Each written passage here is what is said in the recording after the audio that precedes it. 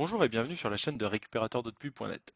Aujourd'hui, je vais vous expliquer comment surélever une cuve de 1000 litres facilement. Alors tout d'abord, pour choisir la bonne méthode et pour savoir comment faire, il faut d'abord se poser la question pourquoi surélever un récupérateur d'eau de pluie de 1000 litres? Tout d'abord, l'objectif est de pouvoir remplir un arrosoir, voilà, comme vous pouvez le voir sur une photo que j'ai prise sur une cuve de mon jardin. Donc l'idée là de vous montrer ça, c'est que vous allez surélever au moins de la hauteur d'un arrosoir. Ensuite, en surélevant votre réservoir de 1000 litres, vous allez également augmenter la pression d'eau qui sort du système, ce qui est particulièrement utile si vous comptez acheminer de l'eau par gravité. Donc ça c'est pareil, donc après là pour la hauteur de votre système, vous devez calculer en fonction de ce que vous voulez faire. Attention, si vous montez haut, de bien sécuriser l'ensemble. Alors maintenant, comment surélever une cuve IBC de 1000 litres? Donc tout d'abord, vous pouvez acheter une réhausse spéciale pour cuve IBC. C'est une alternative qui est assez simple, qui est sûre. En plus, la plupart de ces réhausses, elles ont déjà une légère pente qui va vous permettre de siphonner facilement la cuve. Par contre, c'est vraiment très coûteux. Donc, si vous voulez vraiment quelque chose de rapide et prêt à l'emploi, vous pouvez y aller, mais ça coûte plusieurs centaines d'euros. Ensuite, vous avez la possibilité, c'est celle que je conseille, d'utiliser des parpaings tout simplement pour élever la cuve.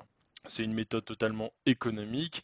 Elle nécessite un petit peu de travail et d'organisation, mais c'est vraiment à la portée de tous. Alors avant toute chose, avant de passer à comment surélever une cuve avec des parpaings, je vous conseille d'abord de choisir une cuve IBC avec une grille forcément métallique et une palette soit en plastique, soit en métal. Parce qu'elles sont parfois vendues avec une palette en bois. Alors la palette en bois, elle va pourrir avec le temps, même si elle est surélevée. Et le fait qu'elle est surélevée, quand c'est pourri, ça va casser, ça risque de tomber et de casser votre système. Donc autant mettre un petit peu plus de budget dès le départ et vous êtes tranquille. Donc maintenant, comment faire pour surélever une cuve avec des parpaings? Tout d'abord, vous terrassez le sol pour qu'il soit bien plan. Alors moi j'ai une petite astuce pour faire le niveau, j'utilise une poutre en bois, je tasse la terre avec une masse en tapant dessus et je vérifie la planéité au niveau de la bulle, bien sûr, du niveau. Vous n'avez pas forcément besoin de faire une dalle dès lors que vous avez vraiment bien terrassé et bien tassé la terre. Ensuite, vous positionnez les parpaings de manière à obtenir une surface plane et stable pour la cuve IBC. Alors, petit tips, vous regardez bien la photo, les parpaings se mettent dans ce sens-là, certains les mettent couchés. C'est dans ce sens-là qu'ils sont le plus solide. Alors, petit aparté, parce que je vois un petit peu sur les réseaux sociaux des gens qui hurlent à la faute extrême quand les gens les mettent couchés. Entre nous, je pense que moi j'en ai une comme ça qui n'a pas bougé depuis des années. Certes, les parpaings sont beaucoup plus résistants, donc souvent c'est des parpaings qu'on appelle des parpaings B40, c'est-à-dire qu'ils supportent 40 tonnes par parpaing. Donc là, sur cette réalisation, vous voyez qu'on est large, hein, puisque on a globalement deux parpaings, je compte pas le petit du bout là, on a globalement deux parpaings de chaque côté, donc disons que la tonne d'eau elle est supportée par quatre parpaings, alors que ces quatre parpaings ils pourraient euh, supporter 160 tonnes. Donc on a un coefficient de sécurité de 160. Donc vous imaginez bien que oui, si la personne qui met ses parpaings couchés, il faut surtout pas qu'il mette 160 tonnes, mais s'il met une tonne répartie sur une surface de 4 parpaings couchés, je pense qu'il n'y a pas non plus péril en la demeure.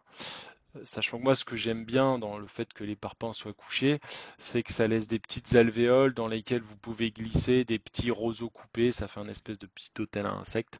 Mais bon, si vous voulez faire dans les règles de l'art et avoir un coefficient de sécurité de 160, vous mettez les parpaings comme le ferait un maçon, tout droit. C'est d'ailleurs ce que je vous recommande quand même, par sécurité. Et ensuite, le petit tips que vous voyez sur la photo, c'est qu'il y a une petite brique là tout au bout qui permet de mettre une petite pente sur l'IBC. Bien sûr, vous mettez la pente avec au bout le robinet, hein, pas dans l'autre sens.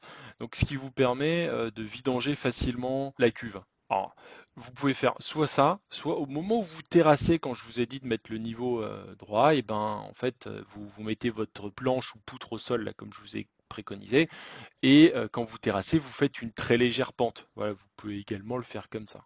Alors très léger, hein, il ne s'agit pas de faire quelque chose de bancal, mais très légère pente. Une fois votre cuve surélevée, n'oubliez pas de l'attacher à vos parpaings ou à quelque chose pour qu'elle ne s'envole pas ou qu'elle ne tombe pas par grand vent. Donc moi par exemple, ce que j'avais fait, c'est que j'avais mis du fer à béton, par exemple, que j'avais planté dans le sol et j'avais attaché ça donc à la cuve. Et après, si vous mettez aussi une plante grimpante telle une passiflore par exemple, qui va aller s'accrocher au grillage de la cuve, bah, c'est quand même une plante qui est ligneuse, donc au fil des années, ça va en plus ajouter une sécurité à votre cuve. Voilà, j'espère que maintenant vous savez exactement comment surélever une cuve IBC facilement et à moindre coût. Si vous avez aimé la vidéo, n'hésitez pas à la liker et à vous abonner. Moi, je vous dis à bientôt pour une prochaine vidéo.